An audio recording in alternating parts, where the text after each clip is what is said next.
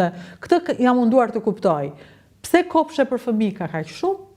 Pse po hidhet gjithë paraja aty? Këtë moshuarit ka shumë pak shtëpi të moshuarit. Ja, është shumë e vërtet, por natyrisht të ne flitet për shumë të tjera pagesa shjosin në këto vende të zhvilluara dhe megjithatë dhe aty çmimet janë rritur shumë, me aq sa unë kam dëgjuar dhe jam informuar nga të njohurit e mi, por këtu një pjesë më të madhe mbulojnë sigurimet. Prandaj dhe e fillova me atë që ju thash, që pacienti ka punuar gjithë jetën, ka dhënë kontribute për këtë punë dhe ka të drejtën të jetë i siguruar deri në këtë fazë të jetës së. Pra sigurimi që mbulon. Pjesë më të madhe mbulon sigurimi, natyrisht paguajnë edhe familja, paguan dhe vetë pacienti, edhe në kohën që qëndron tek neve, qëndrimi te ne është rreth 3 javë. Dhe në varësi të gjendjes të nevojës mund të shtohet 1 javë ose 2 javë të tjera. Natyrisht për këtë ne marrim konfirmim nga sigurimi, prandaj them që këto paguhen nga sigurimi dhe aq sa na lejon sigurimi të zgjatim qëndrimin në qendrën e rehabilitimit, aq edhe ne realizojmë me pacientët. Atëherë, më lejoni të pyes, nëse ka njerëz që kanë ardhur nga Shqipëria, kanë punuar si kujdestar familjes me të moshuar apo kanë bërë punë të cilat si kanë siguruar mundësinë që të kenë sigurime. Çfarë bëhet me ta tani? Ata që kanë ardhur në Gjermani. Po. Që janë edhe ata kanë të drejta të kufizuara për këtë gjë. Nuk është njësoj si një vendas që ka punuar 30 vjet, 40 vjet dhe ka dhënë kontribute për këtë punë. Në varësi të për kontributeve që ka dhënë, merr edhe diçka ndihmë. Se kjo më bën shumë përshtypje kur dëgjoj shumë njerëz janë jashtë dhe thon për shembull që tani që erdhi mosha e 3 do kthehemi. Në fakt në moshën e 3 ti ke nevojë për shumë kujdese që në Shqipëri jo të gjitha i ke. Si ikin them, dhe këtë kuptoj që nuk kanë qenë siguruar, kanë punuar në xez, ju është dashur ai lek me çdo kusht. Dhe kjo tani e bën pamundur. Edhe ajo është, megjithatë unë mendoj që me çka kuptoj dhe me konceptin e njerëzve shqiptar që takoj këtu, është që njerëzit mendojnë që me këtë pagesë që do marrin këtu për pensionin jetohet në Shqipëri shumë mirë. Dhe është e vërtet, natyrisht, nëse këtu merr një pension që është më i madh se pensionet që jepen në Shqipëri, e rregullon jetesën në Shqipëri.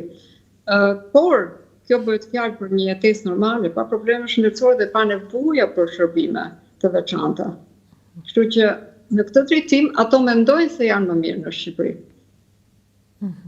Tani, do doja të flisim pak për këto nevojat e veçanta, të cilat i kanë shumë të moshuar. Domethënë shumë të moshuar kanë nevoja të veçanta dhe kjo është e dukshme. Në Shqipëri, unë për shembull personalisht që kam pas të bëj me agjencitë për shkak të nevojës për kujdestare për prindërit, kam kuptuar që askush s'ma përgjegjësi fare. Asnjë lloj përgjegjësie, asnjë lloj kontrolli. Domethënë, janë jashtë kontrollit, jashtë përgjegjësive dhe nëse ndodh diçka, ato vinë me një tufë me lule në rastin më të mirë dhe të thonë ngushëllim. Jo, absolutisht. Domethënë çdo njeri që punon në çfarë do lloj sektori, në drejtimin e kujdesit, në drejtimin mjekësor, në drejtimin e punëve të shtëpisë që mund të vijë dhe të bëjë te një pacient, te një njeri i moshuar, absolutisht këtu është e përgjithshme para ligjit. Për çdo gjë që ndodh jo konform rregullave, për çdo situatë që ka ndodhur diçka pa pritur, absolutisht që do të gjykohet, do të merret në kontroll dhe do të gjykohet ka qenë korrekt puna e kryer apo jo. Dhe ka ndëshkim në rast se nuk është korrekt, besoj. Që nga heqja e licencave, që nga ngelja jashtë tregut punës, mund të ketë edhe ndëshkim edhe me dënime penale. Nuk e njoh kaq me hollësi këtë proces, po unë jam e bindur që të gjithë personat që shkojnë në një shtëpi të një moshuar nga një qendër sociale janë persona të regjistruar, janë persona të punësuar, të njohur juridikisht për punën që bëjnë. Këta janë punonjës social? Mund të vi urdhro? Quhen punonjës social? Çfarë janë? Ato janë punonjës social që mund të jenë nevojave të ndryshme, mund të jenë nevoja vetëm për të kujdesin për higjienën, mund të jenë nevoja për kujdes mjekësor, për të matur për shembull nivelet e glicemisë në një të smur me diabet, apo për të kontrolluar medikamentet që merr pacienti. Domethënë, sipas nevojave, qendra sociale dërgon tek njerëzit e moshuar, njerëzit e përshtatshëm për këtë punë. Po që të gjithë janë të kontrolluar për punën që bëjnë Dhe që të gjithë janë të ngarkuar me përgjegjësi për këtë punë që bëjnë. Unë vërej që në Shqipëri njerëzit që punojnë me të moshuarit janë, nëse ke fatin, janë njerëz të mirë, por në kryesisht janë njerëz që kanë një hall, domethënë, nuk punojnë sepse janë infermier apo punojnë social, ata punojnë se kanë një hall, kanë nevojë për më shumë para dhe e bëjnë këtë punë. Punësohen. Si funksionon? Unë do të them një gjë, që këtu ka shumë nevojë për personel që të ndihmojë në këtë drejtim, për kujdestar të tillë. Por asnjë nuk punësohet nëse nuk përmbush atë modelin që kërkon vendi i punës. Nëse nuk ka dëshminë për katër, nëse nuk ka bërë specializimin për katër, nuk merren në punë. Në qendrën ku punojnë. Kemi shumë herë që zvogëlojmë kapacitetin e institucionit për shkak të mungesës së këtyre kujdestarëve.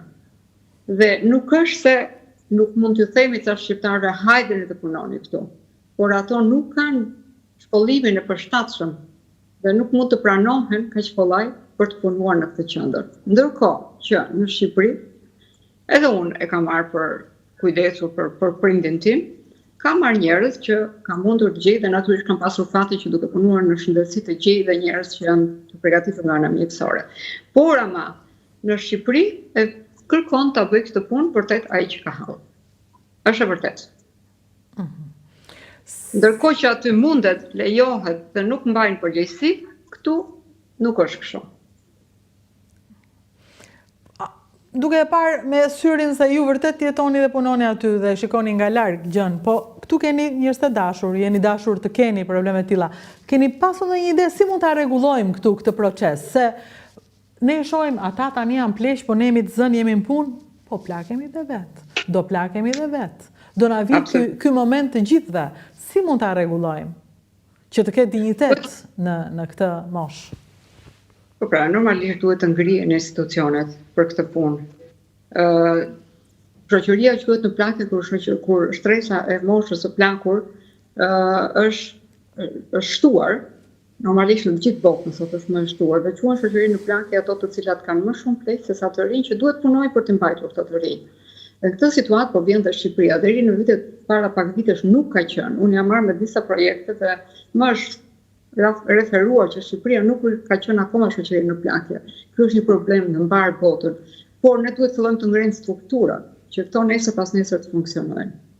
Natyrisht fëmijët nuk kanë shumë mundësi këtu t'ju shërbejnë prindërve. Janë në punë vet, janë prindër vet dhe nuk të jep njëri leje në punë për të shkuar se është mamaja e smur. Ndërkohë që në Shqipëri akoma veprojnë kështu. Dhe për sa kohë që bëhet kështu, institucionet nuk ngrihen. Sepse secili e zgjidh vetë dhe nuk ngre zërin për t'i plotësuar.